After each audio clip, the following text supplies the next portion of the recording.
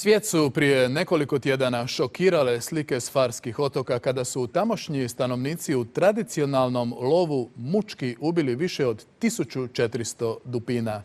Za kraj ovoga dijela dnevnika naša Franka Jović-Tonkli donosi sasvim drukčiju priču o tuzi jedne ženke za uginulim mladuncem. Riječ je o prvim snimkama takva ponašanja dobrih dupina u Jadranu. Ima li što tužnije od majčine boli za uginulim mladuncem? Satima ga je pokušavala njuškom držati na površini, plivati s njim uporna u svojem očaju. Ove potresne prizore koji paraju srce i možda najbolje pokazuju koliko je životinje osjećaju, snimili su kod Lošinja znanstvenici instituta Plavi svijet.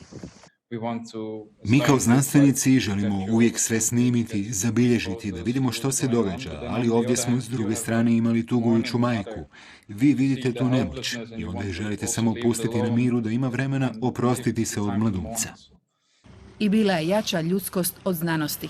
Nisu uzeli majci mrtvo mlado za proučavanje, jer jedno je udžbenik, a drugo emocija. A sućut je i u dupina velika. Zajedno skaču, zajedno i plaču.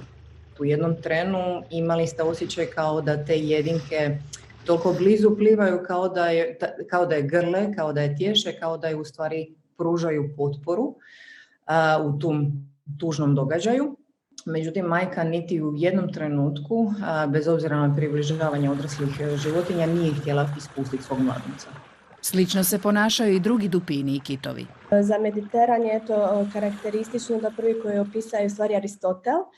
I onda dosta godina nije bilo podataka i tek nedavno od 2006. godine su u Mediteranu počeli bilježiti podatke, a mi evo u Jadranu ovo su prvi zabilježeni slučajevi, iako se ovdje istraživanje vrši preko 35 godina.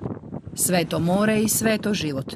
Treba biti i opomena čovjeku da ne nasrće na dupine, pogotovo majke s mladima. Barem to možemo razumjeti. Ljubav prema djetetu jednaka je bio čovjek ili dupin.